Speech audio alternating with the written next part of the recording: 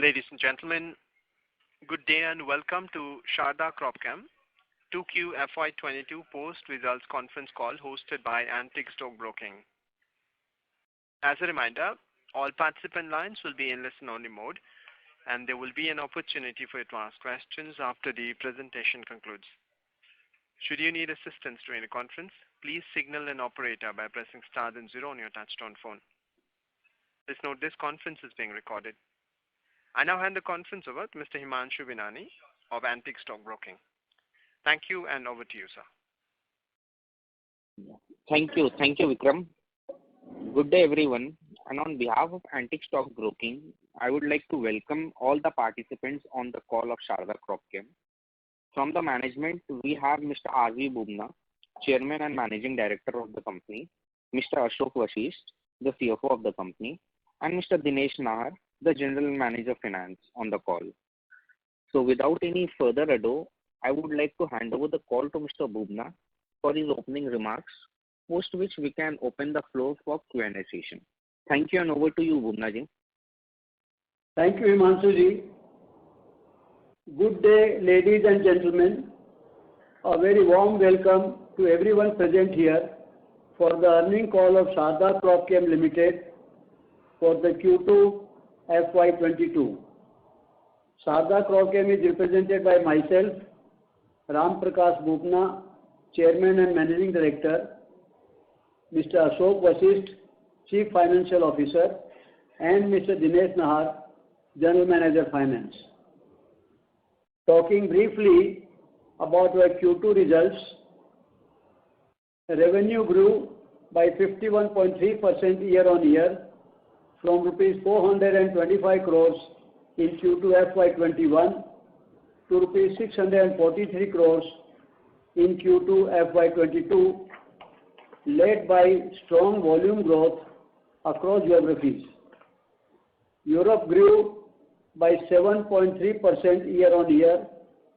NAFTA grew by 115% year-on-year. LATAM grew by 114% year-on-year, and rest of the world grew 75% Y2Y. During Q2 FY22, our agrochemical to non-agrochemical mix stood at 78 versus 22%. The agrochemical business grew by 46% year-on-year. Among agrochemicals, Europe business was almost flat. NAFTA grew by 125% year-on-year. LATAM grew by 135% year-on-year, and rest of the world grew by 86% year-on-year. The formulations to AI mix stood at 94% versus 6% in Q2 FY22. The non-agrochemicals business grew by 74% year-on-year during Q2 FY22. NAFTA grew by 96%, Europe grew by 65%, rest of the world grew by 59%, and LATAM grew by 17% year-on-year. The company continues to strengthen its product portfolio by prudently investing in new product registrations. Sharda Cropchem's total product registrations stood at 2,610 on 30th September FY22. Additionally, 1,054 applications for product registrations globally are at different stages of approval. The capex stood at 153 crores in H1 FY22 versus 130 crores in H1 FY21. With this brief overview, I would now like to hand over the call to our CFO, Mr. Ashok Vashisht, for discussing our financial performance. Over to you, Mr. Ashok. Thank you, Mr. Bubna. Friends, a very good evening to all of you. I'll give you a brief about the Q2 FY22 financial performance of the company. During the quarter, our revenue surged by 51.3% on year-on-year basis, which was mainly driven by strong volume growth at 60.8% and favorable exchange gain of 1.1%. Whereas there was a adverse impact of the product mix, essentially because of the view in the other geographies, NAFTA and Latin America, so to the tune of 10.6% during the quarter. In terms of gross margin, we grew by 36.3% year-on-year basis from 132 crores in quarter 2 last year. So it was increased to 180 crores in quarter 2 FY22. Gross margins were at 28% in quarter 2 FY22, slightly lower than in comparison to the FY21 quarter 2, essentially because of the change in the product mix and some impact of the inflation in the freight costs, particularly in this quarter and half year. On geographical mix, Europe continued to be the highest contributor, followed by NAFTA and Latin America. We could strengthen our footprints in NAFTA and Latin America during this quarter.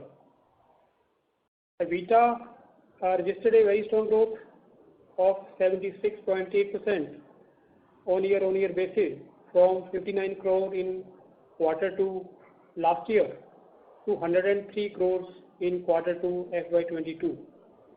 The EBITDA margin expanded by 233 BPS to 16.1% in quarter 2 FY22, mainly driven by volume growth and better cost management across, and partly impacted by change in product mix and inflation in the freight cost.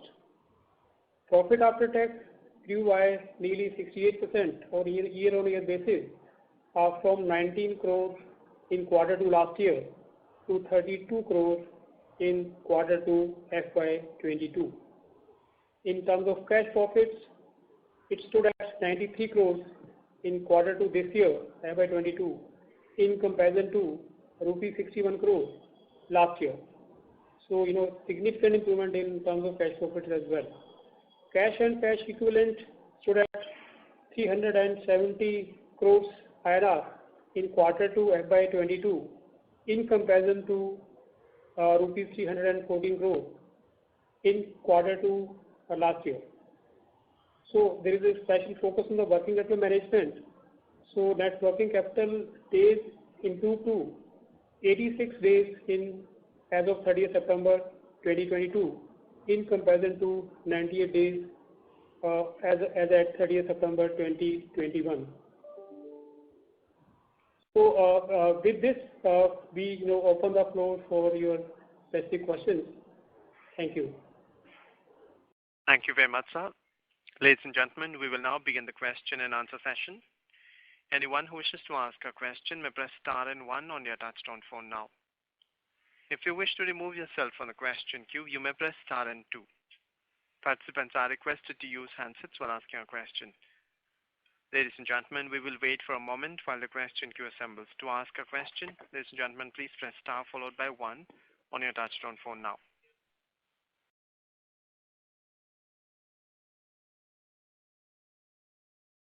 We have a first question from the line of Bharat Gupta from Edelweiss. Please go ahead.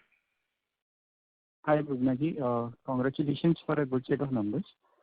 Sir, my question pertains to the recent issue of the China front. So what we have been hearing that there has been power crisis issue and that is definitely impacting the overall agrochemical industry. So just wanted to get a sense because our business is primarily driven from China only. So secure are we in terms of procuring the finished products? And what is kind of our inventory positions are we holding with respect to the coming quarter? See, Mr. Bharat, so far we have been doing fairly well in this financial year. China's situation has been alarming for many months, but somehow we have been able to sail through very comfortably. This is a true fact that the situation in China is not normal. the government has become very conscious about pollution control and the incoming Olympics in the month of February. They are taking many strong measures to curtail pollution, like stoppage of mining of yellow phosphorus and controlling the waste disposals by the industries, both air as well as water pollution. Another serious impact is shortage of coal supply in China, which is impacting the electricity generation, and electric supply is also being curtailed for the industries. They are giving more preference to the residential consumers than industries. Let us see, this will affect everybody. You have very rightly said that we are mainly dependent upon our procurement from China, but I want to tell you, sir, China has become a factory to the world, and everybody is directly or indirectly dependent upon China, if not the finished products, the semi-products or the basic raw materials. Even multinational companies across the globe are dependent of the China.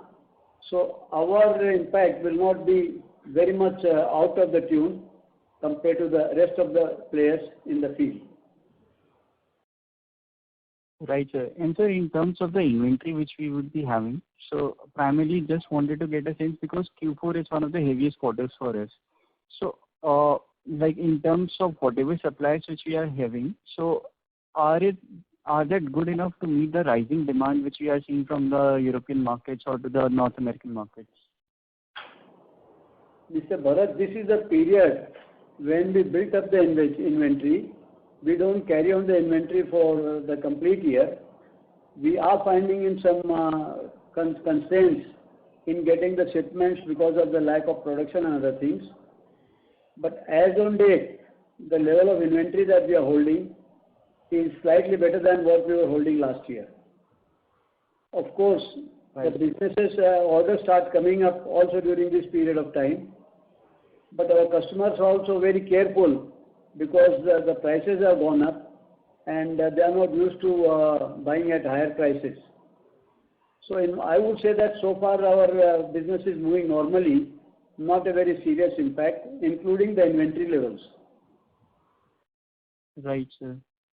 And sir, like if you look on the pricing front, so definitely there has been some sort of an impact due to the change in the product mix. But going like what we have also been said in your opening remarks that there has been some issue in terms of the raw material side. So definitely there would have been some sort of an increase in the overall raw material prices. So have we taken the full price impact on the same? Are MNCs still resistant enough to pass on the increase in the raw material prices for the end products? No, sir. The inventories have not much to do with the prices.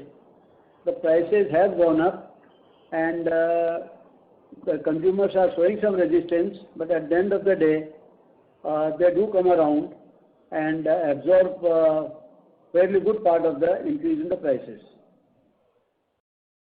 So, sir, have we taken any prices increase for the Q3 month, for the Q3 quarter? What was your question? Have we taken what? Prices increase? Have we taken prices increase or have we passed on the price increase in our raw materials to the end customers? We do that for every transaction. See, as you may be knowing about our business, we don't have any long-term contract either with our suppliers nor with our customers. Most of the time, every transaction is a fresh negotiation. So the prices that we are offering to our customers is by adding our normal margins to our cost prices. So there is some... the reason, sir... Yeah. Yes, sir, you can go ahead. So there is an increase in the prices which are being felt by which we are claiming from the customers and they are giving us. Right, sir.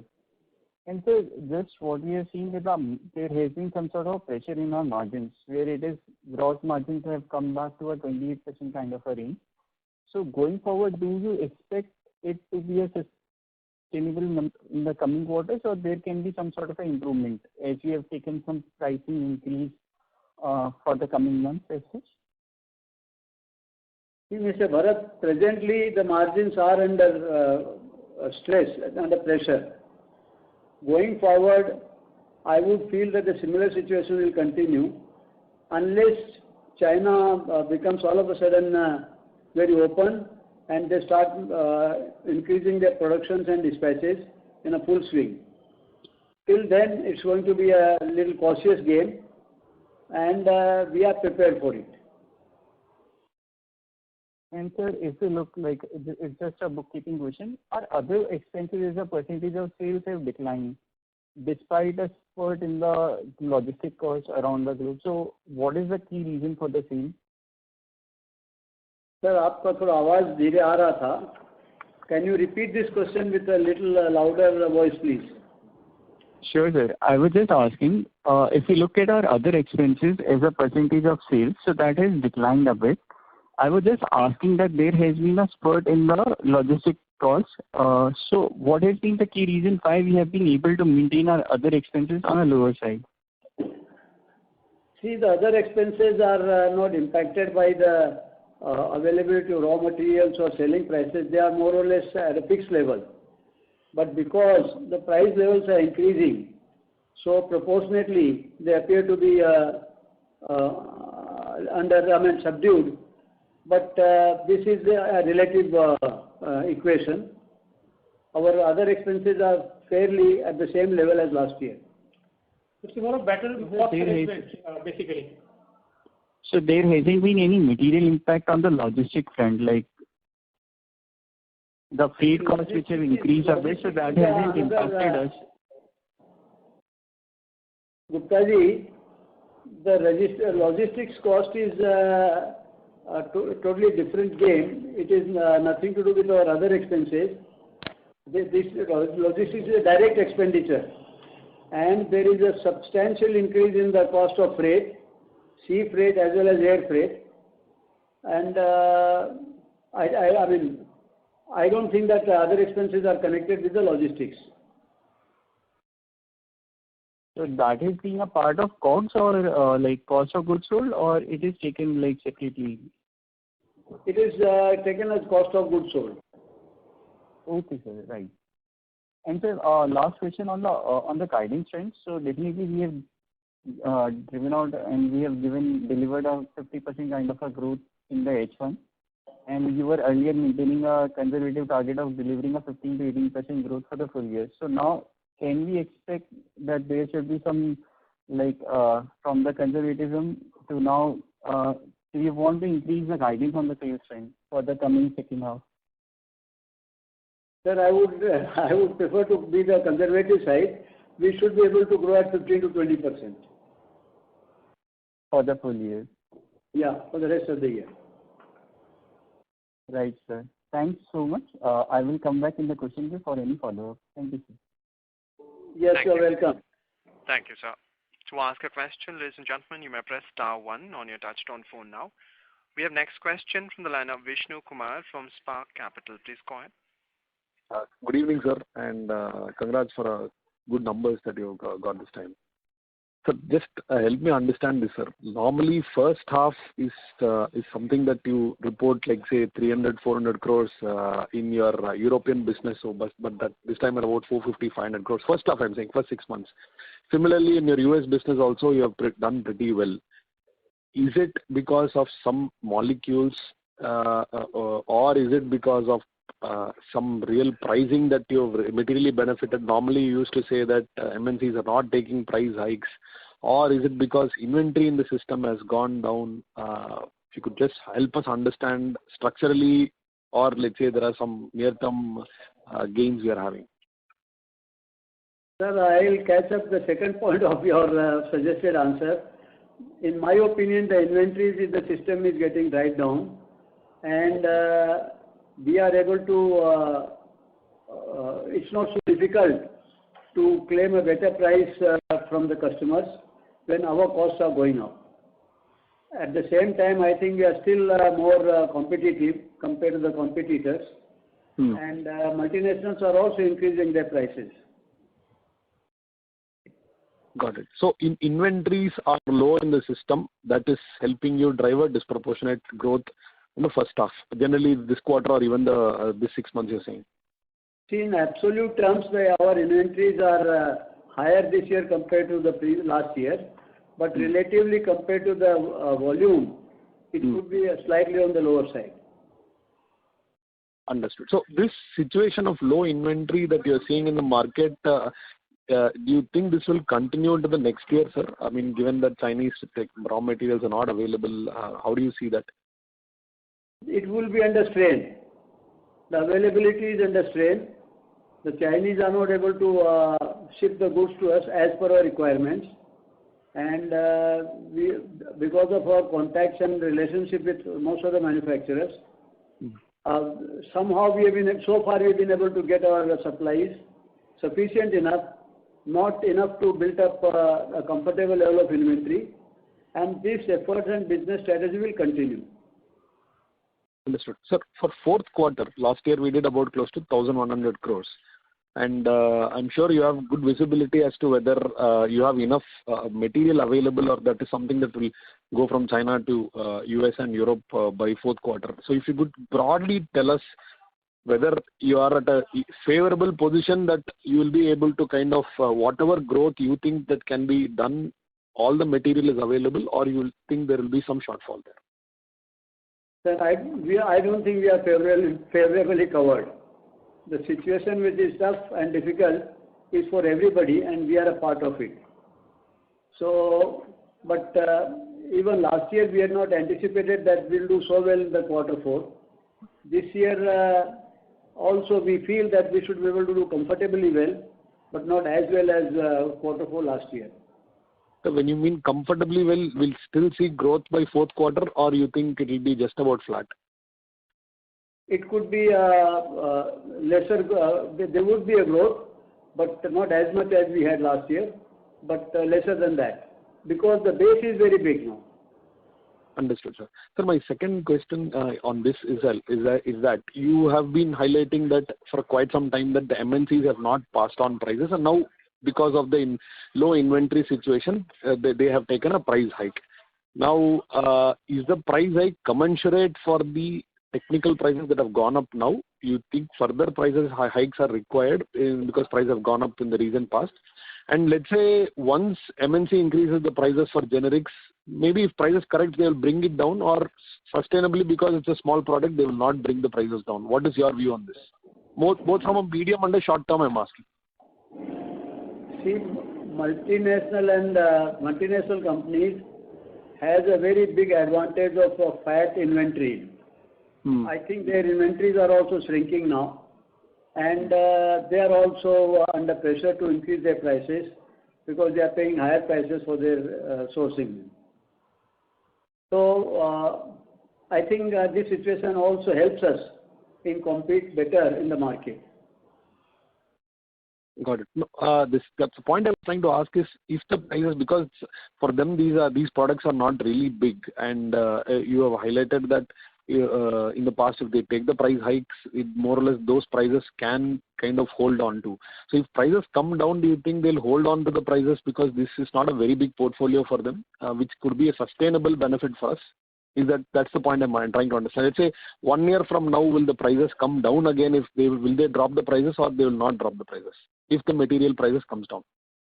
Vishnuji, you think I am the right person to comment on how the multinationals will behave in some imaginary situations?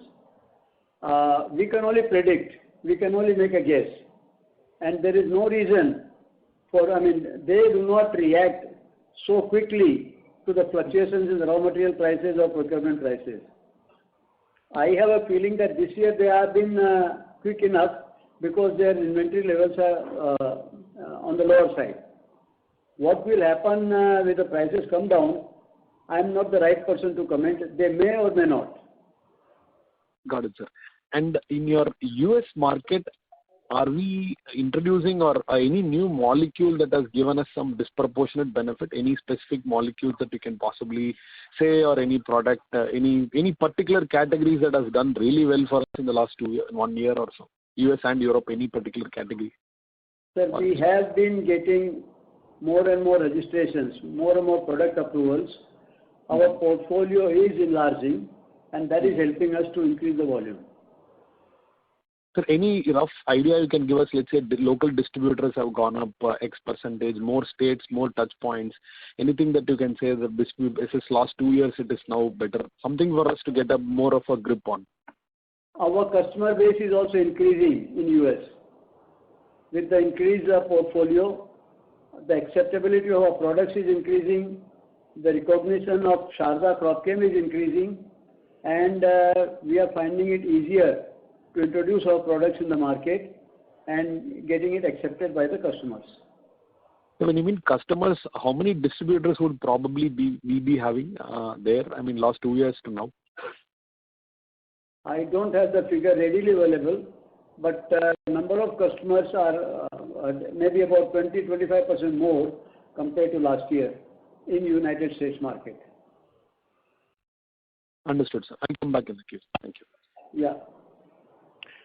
Thank you, sir. To ask a question, participants may press star 1 on your touchtone phone now. We have next question from the line of Chetan Thakkar from ASK Investment Managers. Please go ahead. Good evening, sir. Good evening, Chetan bhai. How are you, sir? Very well. Yeah. Sir, just wanted the tonnage numbers by region. Yes, 1 minute. Give me a second, please. Sure.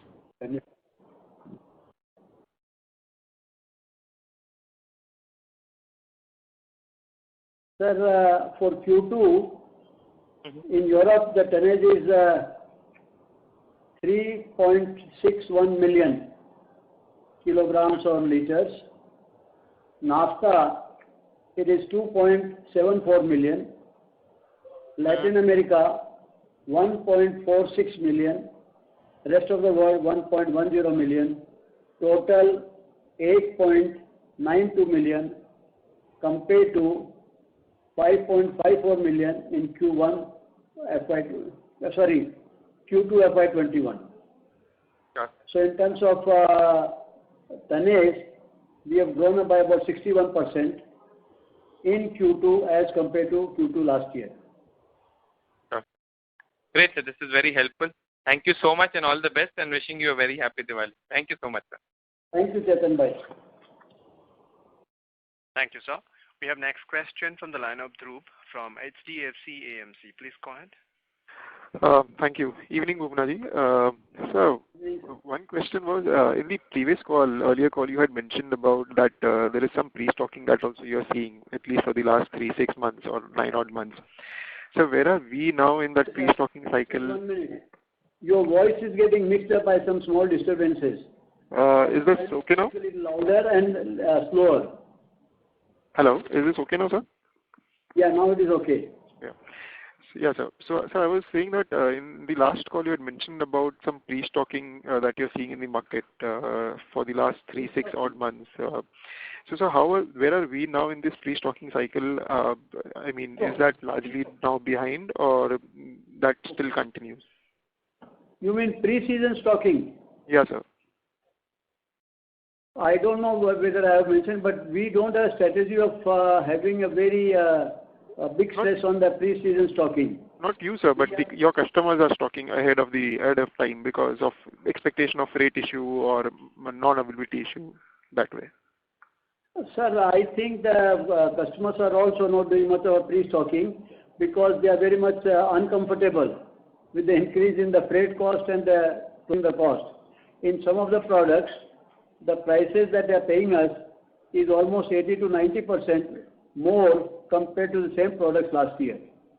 So they are also not very comfortable and happy to stock. They feel that the prices are already very high. This is my impression. Okay. So there is not much of pre-stocking that has happened in the last 6 months. In my opinion, no. Because of the level of prices that are happening today. Got it. So in that context, the growth that we have, including the volume growth, if you can help us understand what's driving this growth, is it how much of this is coming from? In my previous statements, this is probably because of the drying of the inventories with the competition and our peers. Okay. Okay. So we are able to source the material much better than the competition, and hence they are seeking to buy it from us, not the competition. Probably yes. Okay. And so, do you look at it this way? Say, for example, how much of the sales growth over a 2-year basis or a 3-year basis has come because of new product registration? Do you have that kind of data? Say, for example, this year you have grown, say, 51%. How much of this growth is coming from new registrations that you have got, say, 3 years back? So, 3 years back you got this registration, and today the sales is, say, X percentage of your total sales. So just trying to understand how much is driven by new sales, new product sales. Yeah, I'll ask Mr. Ashok Vasist to reply this. Yeah, no, actually, so there is a, few products which goes off and few new products coming. So it's a rolling. So we do that, but we are not, it's not, so clearly, we can say that this is, because of the new product, because it's a change, it's a regular change. Few products going off, few products new are coming in. So there is a focus, but measuring that and then giving that as a inference, it is my new business, may not be the right thing. Okay. So in other words, we have not done any detailed analysis on this front. We are so much occupied with the normal this thing. We have not done a very serious analysis on this front. Yes, sir. No, sir, what I'm trying to understand, we have done superbly well in terms of growth in the last, 3-4 quarters. And I understand part of this is because of the people stocking it ahead because your competitors don't have. But I'm just trying to understand how much of this can be dissected between the normal growth that you would have anyways achieved because of new products that are getting registered and stuff like that, and new penetrations happening. And how much is, if there is some qualitative way we can, try to dissect that. So if we see, the focus earlier was on Europe. So with this now, we have putting more focus, equal focus on NAFTA and Latin America region. So if you see growth in half year, so actually, apart from Europe, in fact, Europe is at the number 3 in terms of growth. So we are getting, good growth in NAFTA region and Latin America region, which we are, we are expanding. Got it. And is this growth coming because of new registrations as such particularly? I mean, large part of the growth, or is it because of penetration increase? I mean, I understand it will be everything, but the bigger part is because of what? Mr. Dhruv, it is both penetration as well as expansion of the portfolio. Okay. Sure, sir. Because, your portfolio was expanding for quite some time, but the acceleration in growth has happened in the last 3-4 months. 3-4 quarters. So I was just wondering what has happened now that this growth is happening. What structural event has happened? We are more nimble-footed. See, if you see half yearly growth, the growth in NAFTA region is 110%, as given in the opening remarks of Mr. Bubna. Latin America is 120% half year. Which is actually helping us in terms of, giving this, significant growth of 50% plus. And Europe is 25%.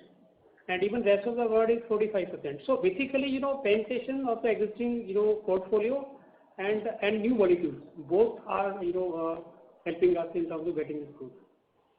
Got it, sir. And so, if I understand correctly, your growth will be higher in NAFTA and LATAM going forward also.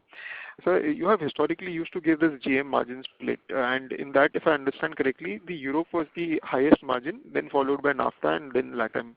So can there be some impact on margins as the share of NAFTA and LATAM continues to grow in our portfolio? See, Europe will still continue to be having the highest margins. The margins in NAFTA region has also improved considerably. Earlier it was very nominal. This year it is respectable. So margins is comparatively growing in NAFTA, but Europe still continues to be a region of best margins. Yeah, true. But just from an incremental basis, if the growth is higher from NAFTA and LATAM, so I was just wondering. I can give you a comparison. Yeah. In Q2 last year, Europe was 36.7%, which is 33.2% this year. In NAFTA, it was 20.2%. This year it is 28.3%. LATAM was 27%. This year it is 15%. And rest of the world was 32.5%, and this year 20.7%. So margins in LATAM and rest of the world has come down considerably. NAFTA has increased considerably, and Europe has also subdued slightly. Got it. Overall, our margins have come down from 31% to 28%. Got it. Got it. So my next question was more from understanding the near-term dynamics of our business.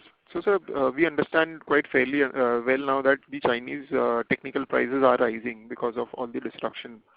Now, if I understand correctly, we don't contract either the supplier or the customer, but some of the MNCs, I believe, do contract their suppliers. So their costing will not probably change as much as your costing will change. So, sir, from a purely near-term perspective, is this negative from the structure that we are in? I understand this will all normalize, say, 6 months or 12 months down the line, but just to understand the dynamics from a near-term perspective. Sir, I feel that you said that, I'll tell you one more very surprising thing. Now we are suppliers to many of the multinational companies also. They do have their offices in China, but I don't know why they send the inquiries to us and buy from us in spite of all these things. I am not been able to get down into the details why it's happening, but it is happening. Okay. And multinationals are paying us much better margins than the normal customers. Oh, that's interesting. So they source it from you rather than directly reaching the technical manufacturer. I won't say that it is trend, but it is starting from more or less zero base to some small numbers, and which is very encouraging for us. Got it. Got it. And we are shipping by air to the multinational companies from China. So, is it possible to share what percentage of your sales will be that today? It will be very small percentage. Okay. Less than 10. Very significant. Okay. But even a few transactions is very encouraging for us. Yeah, true. And sir, one last question before I join the queue is, sir, now given that the China issue that we see today, I mean, if you see the last 4-5 years, it has been happening regularly. Some of the other event because of emission, because of some issues, production issues, or something else. So, sir, how do you see this situation now in terms of your business strength? Are you thinking of diversifying more away from China in your sourcing to probably more of India just to hedge yourself better? Or, I mean, how are you looking at this situation? Mr. Dhruv, that situation has not come to this level so far. Even today, China happens to be the most reliable and most economical source. There could be some small sources available in India, but again, the Indian suppliers are also dependent upon China for the basic raw materials. And Indian suppliers also try to keep pace with the Chinese. It is not that if the Chinese are expensive and Indians will be cheaper. Indians will also come at the level to take advantage of the situation. So far, our preference is still with China, unless we don't have availability of a particular product and it is available in India. Sure. So I understand that's fair that they will also price it to China level, but at least the volumes will be available. So are you looking at that way? Because just for example, in the current situation, China is not even able to supply volumes, irrespective of the price, that way. That is what I was coming to. Sir, in terms of volumes, Indians are not very large volume manufacturers and suppliers. Okay. The volume of Chinese factories, I mean, all the Indian suppliers put together will not match more than 25 to 30% of Chinese production. Got it. Great, sir. Great. Thank you so much, sir. Thank you for your time. Thanks. Thank you, sir. Thank you. We have next question from the line of Resham Jain from DSP Investment Managers. Please go ahead. Yeah, good evening, Bubna sir. So I have just a question on the growth part, because you mentioned that the full year growth looks like 15 to 20% only. And if I take that, it seems that the second half could be flat. And also, whatever you have said in your commentary, given the price increases and significantly lower inventory at the retailer level, it seems that the full year number 15-20% seems to be quite conservative, significantly conservative. Resham bhai, I think I have not been able to explain myself, or you have not understood me properly. I said that for the rest of the year, I am not increasing my expectations to more than 15 to 20%. It may happen. Okay. But that does not mean the full year. Second half. This is only the second half that I am talking about. Okay. And today we are almost end of the October month. So even October month for us has been much better than the October last year. So I'm left with only 5 months. So 5 months, in the first 7 months we achieved more than around 50% growth. I am not so optimistic to maintain the same pace in the next 5 months. Next 5 months will be 15 to 20%. It may happen more. On conservative basis, basically, what he maintained. Correct, Yes, correct. Got it, sir. I understood it incorrectly, so got it right. Correct. Thank you. So the second question is on depreciation. Is that a run rate which you are or will you be able to guide for the rest of the year and going forward in terms of capex also? What will be your capex for this year and for next year? As we see up to 30th of September, our capex has been higher compared to last year for 6 months. And this capex is going to increase at the same pace. So our capex at the end of March 22 will be higher by about maybe 40-50 crores. Last year we might have been 250 crores to 300 crores. So this year also it will be in the range of 300 crores, 275 to 300 crores. Okay. And it could be even higher. Okay. Okay. Understood, sir. And sir, lastly, in terms of we have this line item which comes sometimes, the impairment of some of the intangible assets. Is there anything which has come during first half this year, and in anything which you are expecting in the second half? Sir, I think Ashok ji will be able to reply this question more for that.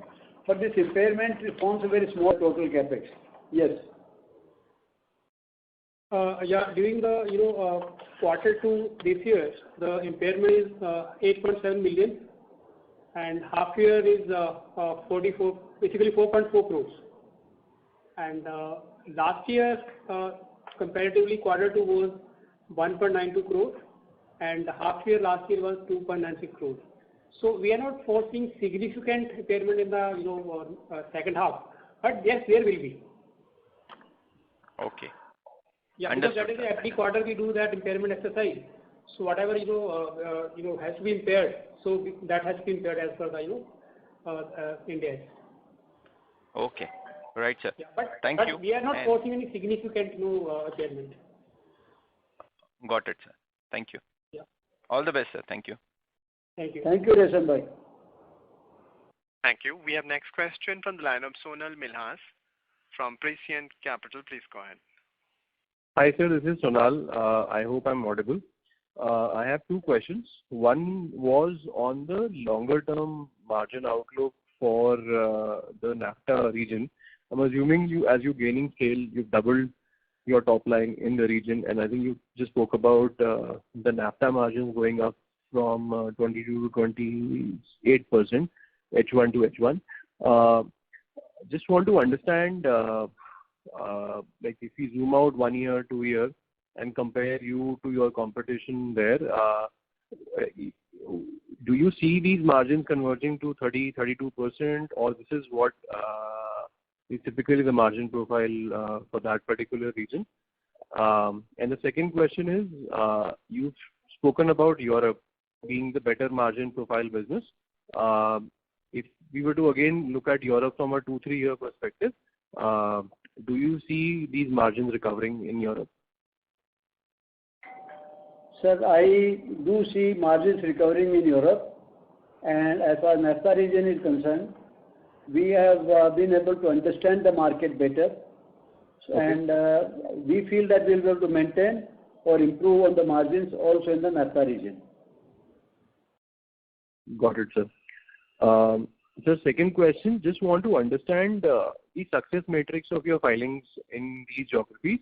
Just want to understand how do you qualify some filing molecule or let's say a product a success, and what gets defined as basically, so is there like an internal matrix of return on capital or let's say expectation of so much top line in so much time for product to be successful or the product to be retired?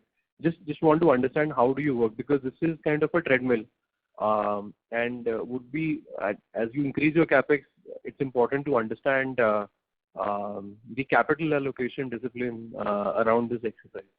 So just if you could help us a little bit with that, that will be helpful to understand the business.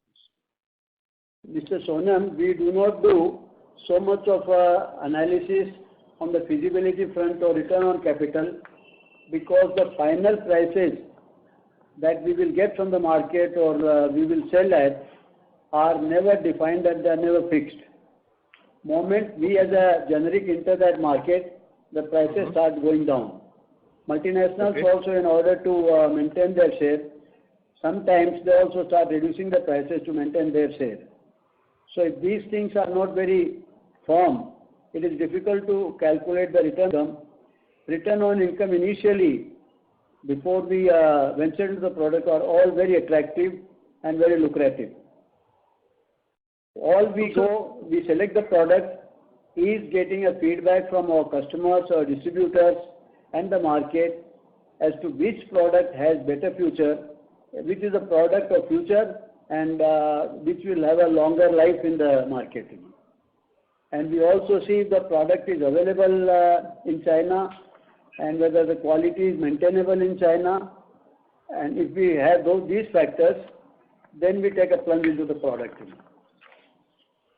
Understand that. So, sir, assuming all your products have a basic assumption that they are available in China and there is sustainable quality which you can meet, and this is a follow-on on what I'm just asking, that and you would not be the only generic player in the market. I'm assuming there'll be more who will enter, price erosion will happen.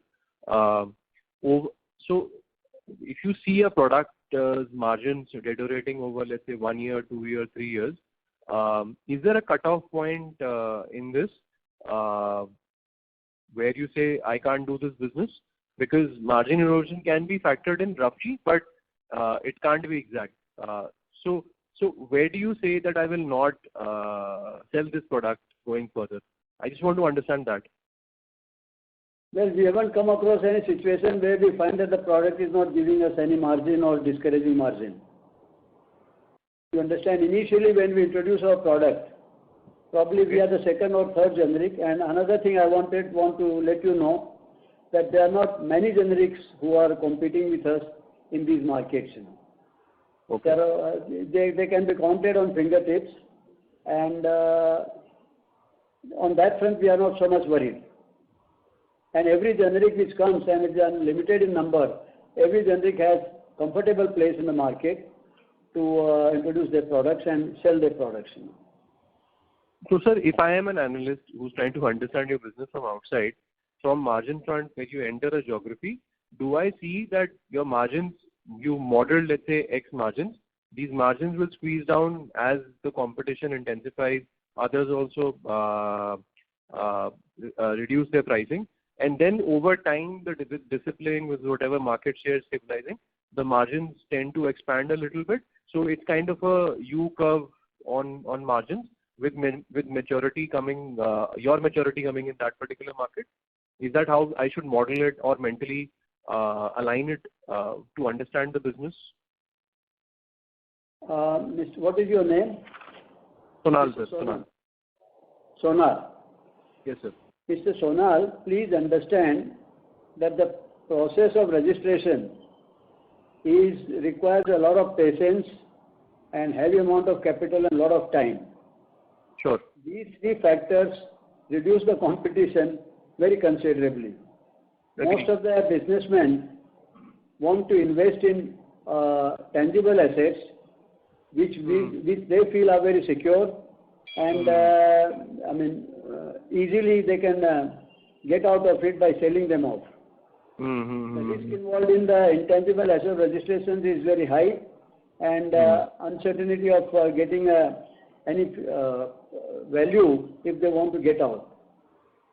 And this gives us a very good room, and we have got used to these kind of investments, and we have seen the fruits of these kind of investments, which many people don't. Most of the manufacturers should be the right people to enter into the market with registrations, but they do not. They do not, yes. See that Because when they we can't. buy something from them, we sell at a handsome market, but still they don't. It doesn't attract them into this business. Got it, sir. Sir, don't get me wrong. I'm just trying to, understand the business from a margin perspective over a 3-5 year period, especially your geographies, the way you entered. So that's why I was trying to, ask questions. And our rough estimate is that the return on investment in these new registrations, you can recover in a period of 1 to 3 years. Okay. Got it, sir. This helps. Thanks a lot, sir. Thank you. Thank you. Thank you. Ladies and gentlemen, in the interest of time, kindly restrict questions to 2 per participant. We have next question from the line of Chirag from ASSPL. Please go ahead. Hello. Yes, please go ahead. Yes.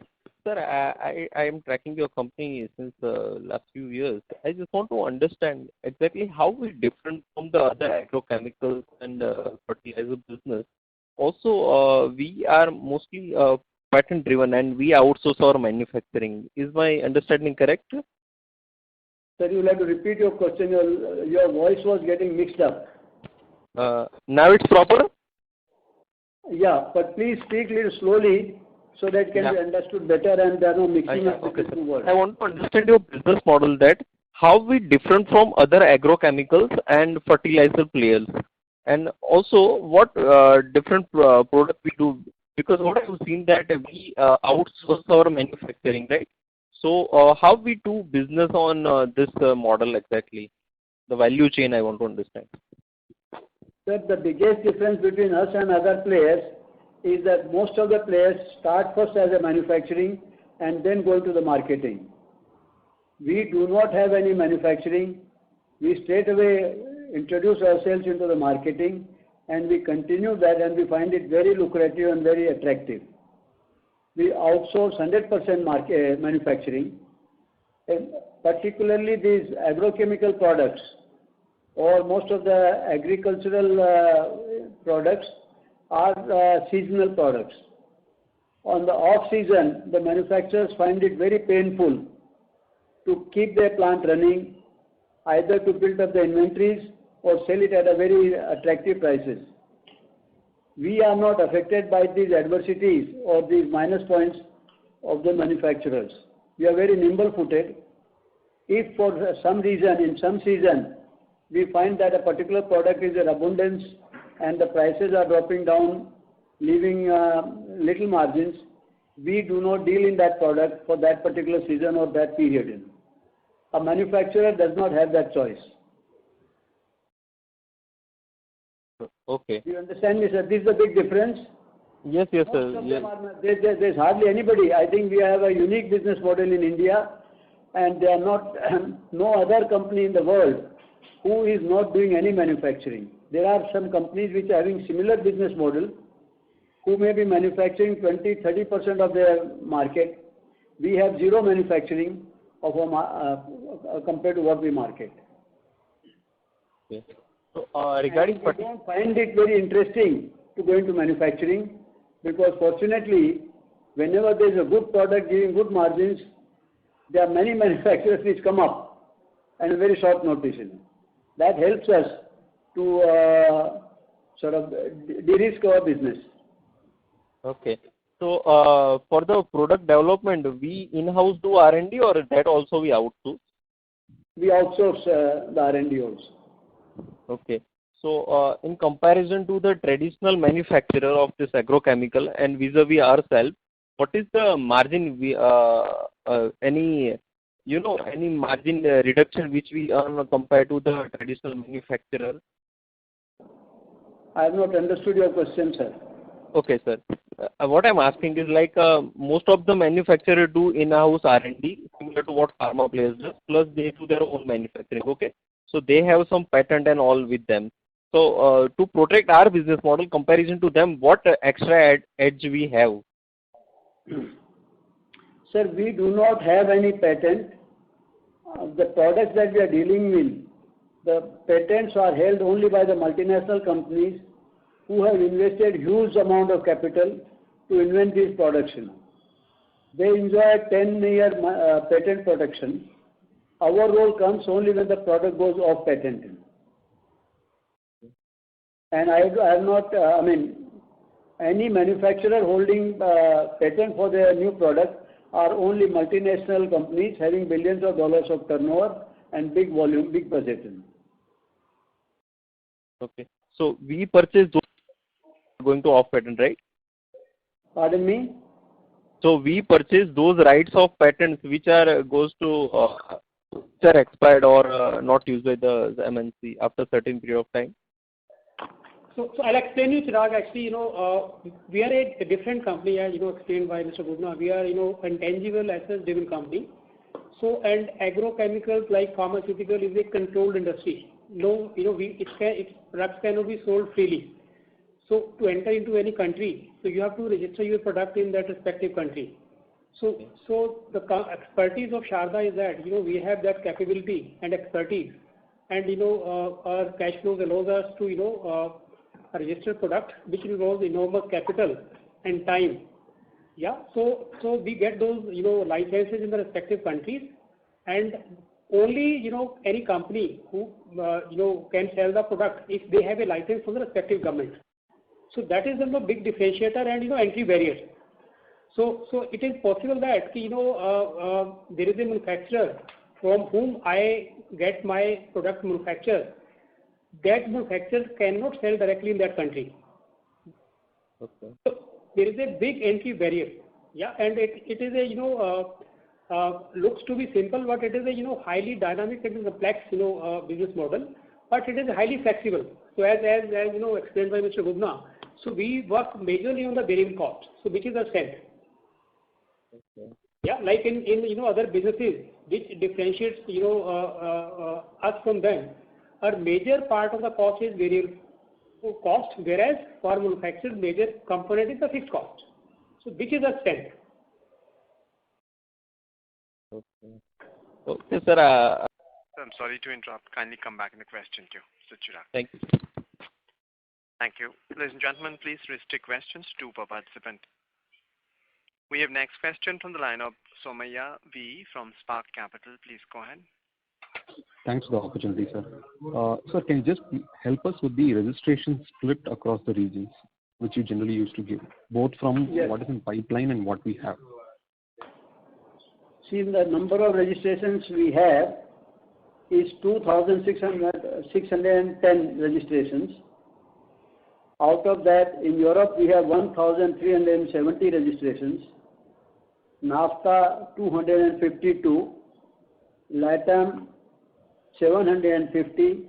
And rest of the world, 238. Total, I repeat, 2,610. And we have about 1,054 registrations in the pipeline, which are at different stages of registration, which are in process. Got it, sir. And the split for that would be? Split for the registrations in pipeline. Hello? Yes, sir. The breakup of the 1,054. Yeah. Europe 738, NAFTA 88, LATAM 138, rest of the world 90. Total 1054. Helpful, sir. And sir, if you could also give us this both volume and gross margins you have given for Q2 FY22. If you can give the same for Q1 FY22, it should be helpful. 1 minute.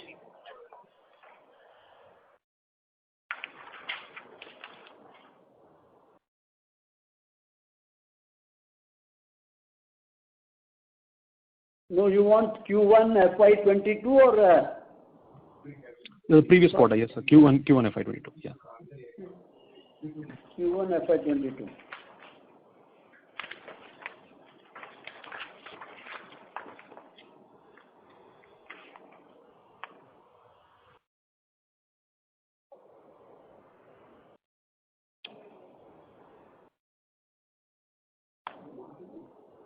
You want margin? No, volume. Sir, your question was about margin, no? Yeah, both volumes and margins, sir. Q1 FY22. Okay. The volume in Q1 FY22 was Europe 36 lakhs 96,000, NAFTA 26 lakhs 66,000, LATAM 15 lakhs 99,000, and rest of the world 4 lakhs 34,000. Total 83 lakhs 95,000. Volume. Got it. Margins.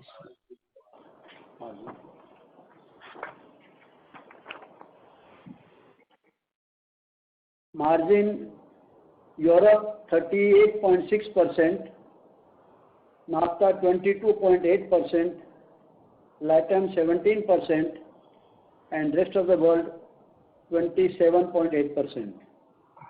Total 29.3%. Helpful, sir. Just one last question from my side, sir. So based on the volume numbers that you've given for this quarter and also your total revenue growth, this kind of suggests that both in LATAM and Europe, there has been an impact on either price or product mix. Specifically on LATAM front, I mean, can you just help us with some color on there? I mean, is it you have seen a price increase in North America, whereas that has not been the case in Europe or LATAM, or is it purely a function of product mix? Product mix, majorly product mix. It's mainly a function of product mix. So from a pricing standpoint, there has been increase both in Europe and LATAM. Would that be a right understanding? Not really. It's a majorly product mix and some impact of freight, marginal, because there is an increase in the freight cost, so which is also impacting us a little bit. Okay, got it, sir. Helpful. Thank you. Thank you. Thank you. We have next question from the line of Dhruv from HDFC AMC. Please go ahead. Yes, sir. Thank you, sir. Just one question. In case you share this data, so what would be the top 3 technicals for you on an overall basis? And if you can name them, and also if you can probably share what is that as percentage of sales, if top 5 or top 3 is available. Also similar for last year, same quarter. Sir, I'm sorry, but this is considered confidential information. I cannot share that. Okay. And, okay, but broadly, what would be share of sales for top 3? Do you share that or not even that? Yes, share I can give you, not top 3, but maybe top 1 minute. Top 5 or top 3, anything? Yeah. For the year, half year FY22, the top 3 molecule share is 24%, top 5 molecules is 31%, and top 10 molecules is 46%. This is first half. And so similarly, last year? Last year, the top 3 was 18%, top 5 was 25%, and top 10 was 40.3%. This is first half last year and first half current year. Yes, sir. Right, sir. Thank you so much, sir. Thank you. Thank you. Thank you. We have next question from the line of Harsh Beraya, an investor. Please go ahead. Hi, I have a question on the unit economics of the business. If I just look at a longer time of sales per registration, that has grown, let's say, from 60 lakh per registration in FY15 to about 80 lakhs now, whereas the registration cost per registration has really increased a lot. I think it's somewhere from 6 lakhs to 20 lakhs now. And this is in line with your previous commentary on the increasing registration cost by governments. So first question is this the right way of looking at the business? Sir, I have not understood your questions very honestly. You'll have to repeat it. Okay. If I look at all your agrochemical registrations and the sales that you do from the agrochemical division, I'll get a sales number per registration. At the same time, if I look at your intangible assets in your balance sheet, and I normalize it by the number of registration, I'll get a proxy to registration cost that you are paying, which you are putting in your intangible asset. So if I look at the difference of these two, it seems that this has gone down a lot in the last few years. What has gone down? So the difference of revenue per registration minus registration cost per registration, this has gone down over a period of time. Is this a right way of looking at it, or am I looking at it in a completely incorrect way? Sir, it is not the right way of looking at it, because the process of registration and the cost of registration varies from country to country and product to product. In some countries, I may get a registration in $100,000. In other countries, I may have to spend 5 million euros to get a registration. So it varies so widely between product to product and country to country. You cannot make any such comparison or ratio valuation. And also the time. Okay. So suppose I have to develop get a registration in a developing country or say Latin America or Far East, the time is much smaller and the cost is much lesser. With registering the same product, same concentration in Europe, the cost can be 10 times or 20 times more. So you cannot draw any such conclusions from the number of registrations. Thank you, sir. We have next question from the line of Jagdish, an investor. Please go ahead.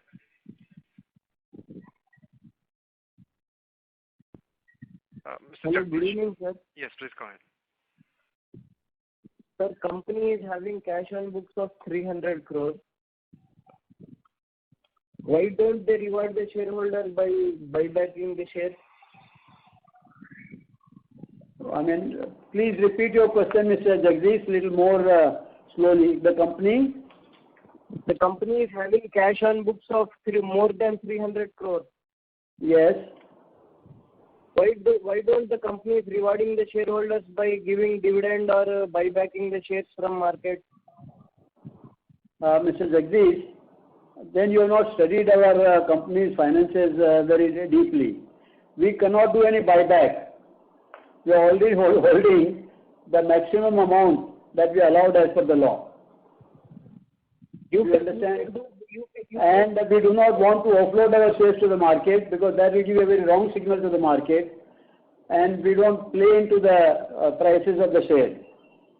As far as the reserves are concerned, if you have seen our company's financial structure, we are a debt-free company. We have not borrowed anything from the banks.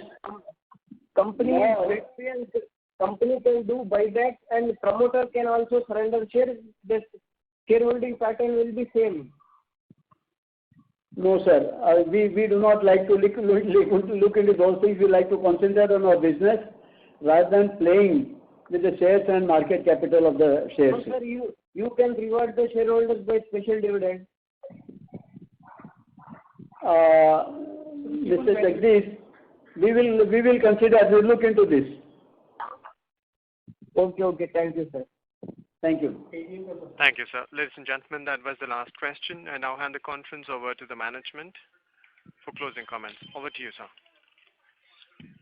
Well, ladies and gentlemen, it has been a pleasure to receive your questions, and I hope we have been able to answer them to your satisfaction. 1 minute.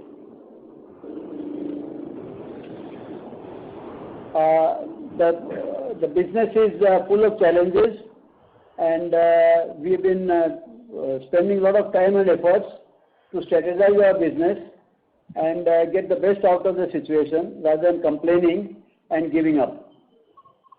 Thank you very much. Thank you very much, sir. Ladies and gentlemen, on behalf of Antique Stock Broking, that concludes this conference call. Thank you for joining with us, and you may now disconnect your lines. Thank you, everybody.